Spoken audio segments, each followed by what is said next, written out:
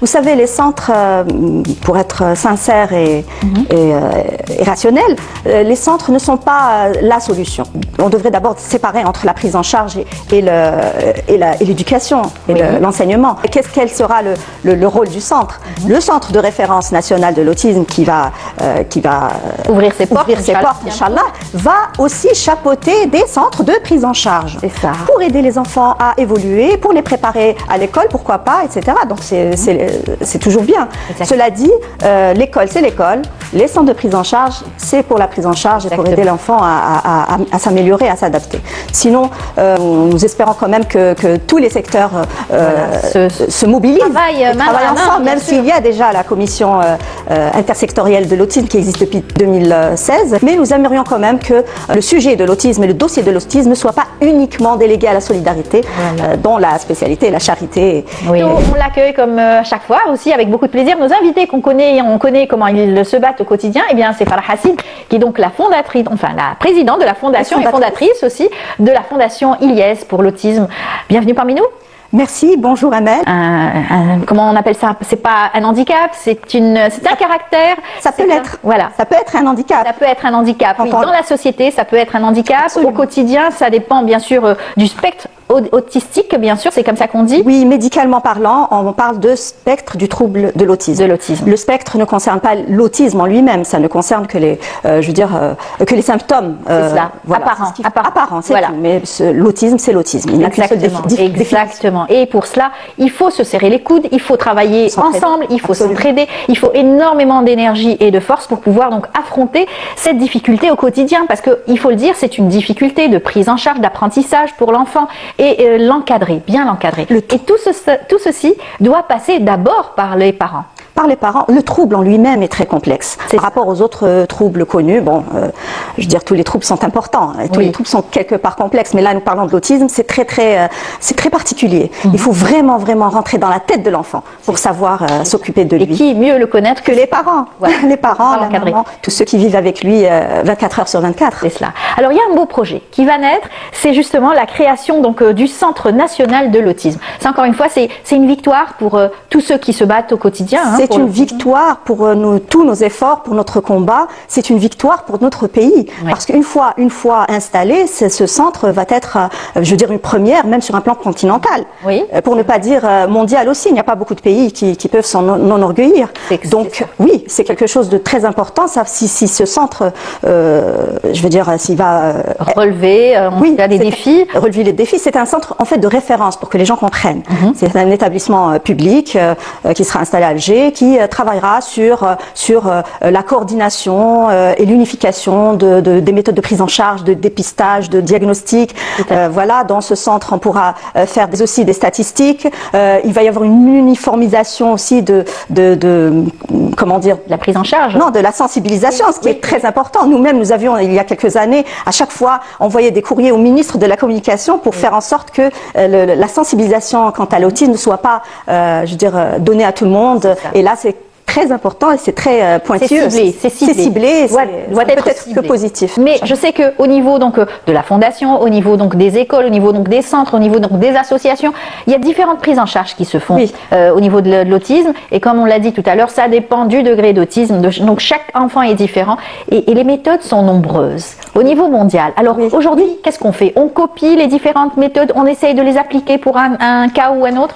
Écoutez, l'autisme est universel. Nous n'avons qu'un seul autisme. Et donc forcément, il y a encore une fois beaucoup de recherches. Il y a beaucoup de recherches sur tous les plans, comme je vous l'ai dit, et surtout sur le plan génétique. Il y a la neurogénétique, il y a la neurobiologie qui est en train d'avancer. Les gènes de l'autisme sont séparés de beaucoup de troubles qu'on pensait être autistes, alors que ça ne l'est plus. Oui. Il y a des troubles qu'on dit sévères et lourds, qu'on attribue jusqu'à aujourd'hui à l'autisme, alors que ce n'est pas le cas, ce qui complique un petit peu notre travail, puisque on confond entre des syndromes dits lourds, comme le syndrome de Phelan-McDermid, le X fragile, le syndrome de Rett. Tous ces syndromes étaient appelés autisme dans le passé, ils ne le sont plus aujourd'hui. Donc quand on parle d'inclusion, c'est qu'on arrive à dissocier, en tout cas, d'un symptôme à un autre. On peut l'appeler pathologie, non? Non, puisque ce n'est pas une maladie. C'est un caractère. C'est c'est un caractère, absolument. Voilà. C'est une différence, c'est une manière de voir la vie qui est totalement différente de la nôtre, qui sort de la norme en tout cas. Exactement. On est déconnecté donc de la réalité, en quelque sorte. En quelque sorte, nous la voyons différemment. Nous la voyons Ce n'est pas vraiment une Il faut choisir les thèmes pour bien expliquer. Bien les sûr, choses. c'est très important. C'est très important. Dans le domaine donc médical, mental, et surtout, ce qui nous intéresse nous, c'est les spécialités qui prennent en charge l'autisme, qui sont les thérapeutes, c'est l'orthophonie, la psychologie. Il y a beaucoup de spécialités qu'on devrait mettre en avant et encourager, comme les ergothérapeutes, les psychomotriciens.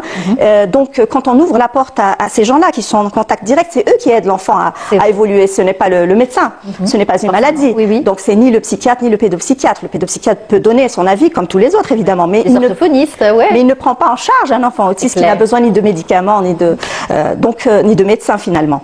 Donc, ce sont ces universités. Il y a entre autres, évidemment, nous avons la psychiatrie, la pédopsychiatrie qui a publié beaucoup de thèses de doctorat, et nous avons aussi des laboratoires de recherche comme l'université d'Alger 2, Tlemcen, enfin c'est dans tout le territoire national, on peut le dire, où on est en train de quand même de produire des thèses de doctorat intéressantes qui pourront nous aider aussi sur le plan local. Voilà. Et bien sûr, et travailler avec ce qui fait au niveau mondial. Il n'y a pas un pays plus avancé qu'un autre au point de vue peut-être donc de la recherche. Si, quand même, parce qu'il y a maintenant les laboratoires de la prise en charge. Ah oui, parce qu'au niveau des laboratoires de recherche, maintenant c'est mondial. Vous avez un laboratoire qui est localisé en Europe ou aux États-Unis, mais qui appelle tous les chercheurs du monde. C'est ce que fait l'OMS. C'est vrai. Vous avez des spécialistes algériens, des médecins algériens qui travaillent aussi à l'OMS. Exact. Donc c'est ce qui est bien. Là, nous avons, c'est un effort humanitaire mondial et humain où toute la population travaille sur un seul thème, par exemple, l'autisme. Oui. Pour essayer de trouver des solutions. Il n'y a pas de prévalence différente d'un pays à l'autre, c'est pareil partout. Quand il y a des chiffres différents, c'est lié au diagnostic, au nombre de diagnostics finalement. Voilà. Donc c'est les pays qui savent le mieux diagnostiquer, qui ont le plus d'autistes d'ailleurs. Voilà. Ça continue, la recherche bien sûr est là, et les enfants, les parents souffrent, il faut le dire, parce que la prise en charge est difficile. On ne trouve pas de centre, l'école doit accompagner les enfants, doit aussi être formé, pris en charge aussi au niveau donc de l'apprentissage. Vous savez, les centres, pour être sincères et rationnels, les centres ne sont pas la solution. C'est quelque chose on devrait d'abord séparer entre la prise en charge et l'éducation et l'enseignement. On devrait, vous voyez ce que je veux dire? Quel sera le rôle du centre? Le centre de référence national de l'autisme qui va ouvrir ses portes, Inch'Allah, va aussi chapeauter des centres de prise en charge. C'est ça. Pour aider les enfants à évoluer, pour les préparer à l'école, pourquoi pas, etc. Donc c'est toujours bien. Cela dit, l'école, c'est l'école. Les centres de prise en charge, c'est pour la prise en charge et pour aider l'enfant à s'améliorer, à s'adapter. Sinon, voilà, nous espérons quand même que tous les secteurs se mobilisent et travaillent ensemble, même s'il y a déjà la commission intersectorielle de l'autisme qui existe depuis 2016, qui travaille un petit peu sur ce sujet. Mais nous aimerions quand même que le sujet de l'autisme et le dossier de l'autisme ne soit pas uniquement délégué à la solidarité, dont la spécialité est la charité. Oui. C'est vrai que c'est un effort de tous. Voilà. Il faudrait bien sûr, tout le monde doit travailler main dans la main pour essayer de trouver des solutions, aider un maximum, c'est vrai, la formation professionnelle aussi, par exemple. Absolument. Former donc des auxiliaires donc de vie, des accompagnements aussi, c'est important au niveau donc de la vie au quotidien, dans les centres. Accompagner, c'est dur pour les parents tout seuls. Justement, les auxiliaires avec le ministère du Travail, nous demandons à ce qu'elles soient intégrées dans le code du travail pour qu'il y ait ce métier. Oui. C'est vrai que c'est important. Donc vous voyez, tous les secteurs sont concernés, même l'enseignement supérieur, la recherche, le transport, tous les secteurs sont concernés. Voilà. En tout cas, ce qui est bien, c'est que c'est une bonne nouvelle. On aura donc bientôt, Inch'Allah, ce centre.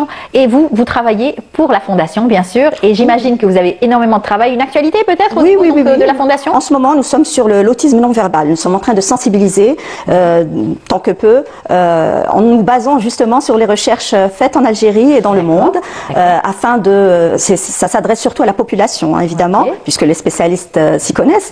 Donc, en nous essayant d'expliquer que l'autiste non-verbal n'a pas forcément des troubles cognitifs ou un retard quelque part. Il peut être non-verbal, comme il peut avoir aussi, comme tout le monde, je veux dire, un trouble du développement intellectuel, plus ou moins. Donc, nous essayons d'expliquer que l'autiste non-verbal a sa place parmi nous, a sa place à l'école, a sa place dans la société, et on doit aussi le prendre en considération parce que c'est la catégorie la plus dure, la moins comprise, je veux dire, c'est vraiment vulnérable, la plus vulnérable du fait qu'elle ne peut pas s'exprimer. D'ailleurs, vous pouvez, comme vous le constatez, c'est le seul trouble, on peut dire handicap, parce que c'est handicapant aussi, qui ne se défend pas lui-même. Donc c'est vrai. Voilà. Donc c'est très important de les prendre en charge, de prendre cette catégorie de la société en considération, qui contient aussi des adultes. C'est vrai. C'est vrai. Aujourd'hui, des adultes, ils grandissent, hein, ces gens-là, et bien sûr, il faut aussi qu'ils aient un avenir. En tout cas, Farah, merci beaucoup. Vous vous battez au quotidien. On salue votre combat.